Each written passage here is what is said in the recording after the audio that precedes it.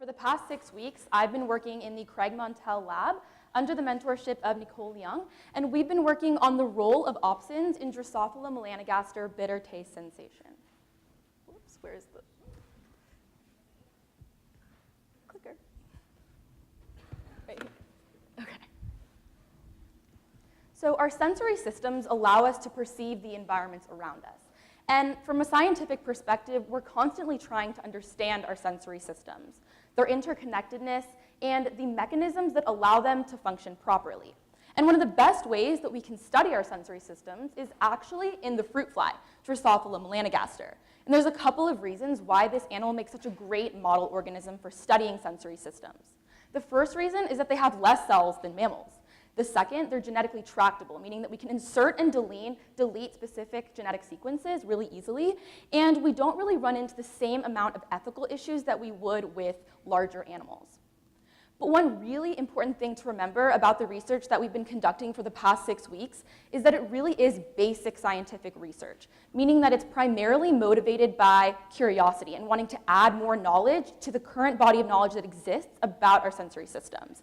And it might not have a direct human application, but we would hope that we would like to apply our findings on a broader scale sometime in the near future.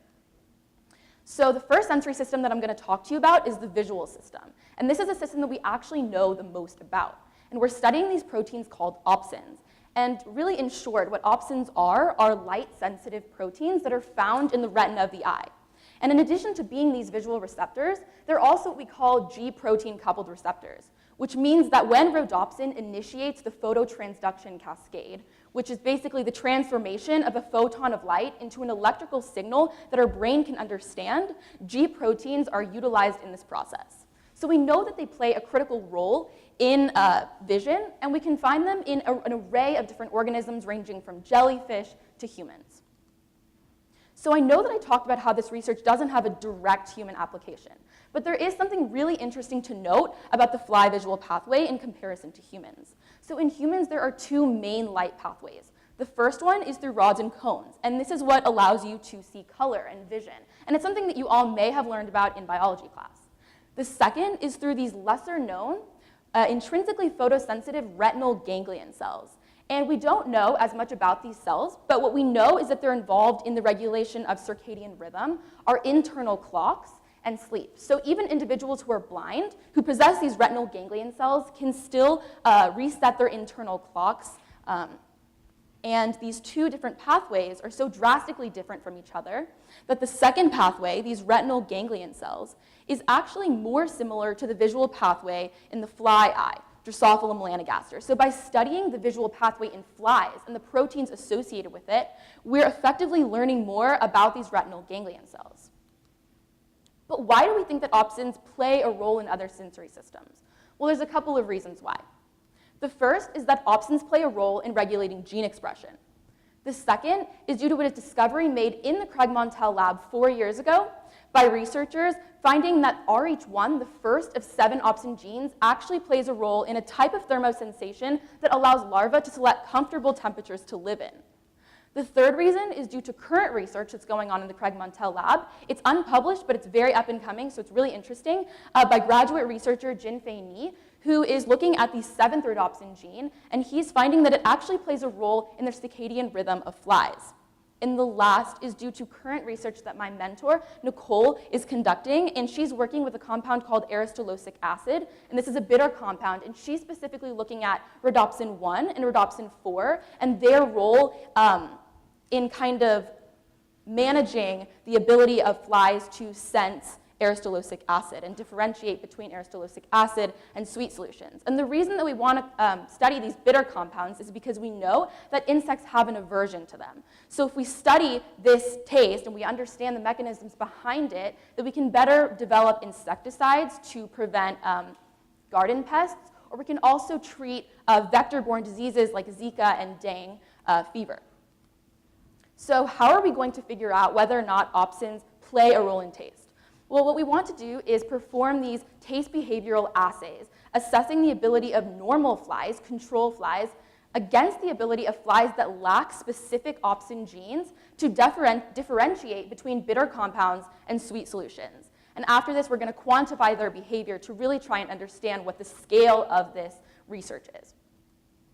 So here's our control fly, and there's absolutely nothing wrong with this fly, but here is a fly lacking the Rh2 rhodopsin gene. And before we conducted our experiments, we needed to ensure that our flies were indeed mutants and that they did lack this gene.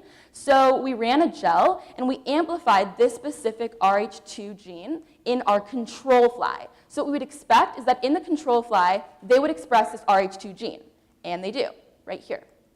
But our Rh2 mutant flies do not. Thus, indeed, they are mutants, and it's safe to say that we can work with them. And I've included a table here just of the other mutants that we worked with. I worked with mutants lacking rhodopsin 1, 2, 5, and 7. Next, we conducted our taste behavioral assays. So after we starved the flies for 3 hours, we subjected them to these 72-well microteeter plates filled with equal alternating amounts of a sweet solution and a bitter compound. So both of these solutions have an element of sucrose in them, but the blue one here actually has a bitter tastant called strychnine mixed in with it. And strychnine is a toxic alkaline compound. Today, it's used to actually kill rats, but it is naturally occurring in a plant in Asia. So after we subjected our flies to these assays, we were able to quantify their behavior by looking at their abdomens and really being able to tell what they ate. So they could have eaten the red, the blue, or they could have eaten a mixture of both. So next, we ran these numbers through a preference index formula, which enabled us to come up with a numerical value on a scale of -1 to 1. And what -1 indicates was a complete preference for the bitter compound, and 1 indicating a complete preference for the sweet solution. So here, in these dose-response charts, I've included a dose-response chart for our control fly and our flies lacking Rh2. And what you can see is that at really high concentrations of strychnine, 1 millimolar here, the flies completely avoid the bitter compound, both of the flies, even the flies with the mutants. And this is normal, because we think that high concentrations of strychnine directly activate gustatory receptors. And my partner, Sophia, is going to talk a little bit more about that. But the real discrepancy occurs at lower concentrations of strychnine, notably 0.3 and 0.65, where there really is a defect in the Rh2 fly's ability to detect strychnine. So you can see here it's lower than it is here, and additionally for 0.65, it is lower as well. Here is a graph showing the preference index of all of the mutant flies that we used. Here is the control fly, and we conducted a statistical analysis just to ensure that the difference between our Rh2 mutants and our control flies was statistically significant, and it was. But here are some of the other opsins that we worked with, opsin mutants that we worked with. And what you can see is that Rh5 flies here also possess a really distinct defect in their ability to discriminate between the sweet and the bitter solution. And interestingly, Rh7 here doesn't have a defect at all. In fact, its preference index is a little bit closer to 1 than our control is. So we know that that is probably not involved. So here I've included a table of kind of what we know, what we think we know, what we think we know is false, and where there are some gaps in our knowledge. So we don't think that there is a defect in the flies that don't have this first opsin to avoid strychnine. We do think that that is the case for Rh2 mutants and Rh5 mutants. We don't know for Rh3, 4, and 6 because we didn't have the opportunity to test them. But we also don't really think that Rh7 is involved in that.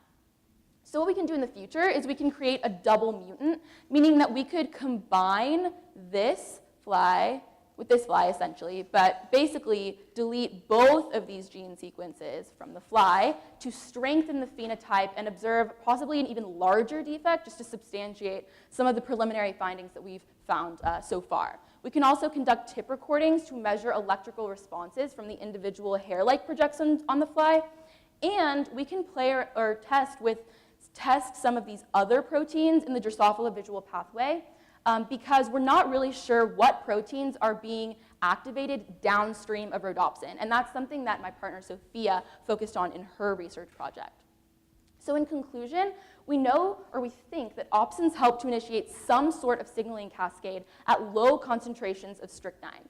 And this is really just transforming our knowledge of what we think opsins do. Because for the past 150 years, it has been thought that they function primarily in the eye. But by conducting research like this, we're really expanding our knowledge to encompass their roles in multiple sensory systems. And that's really kind of the beauty of it, is that it's so interfunctional.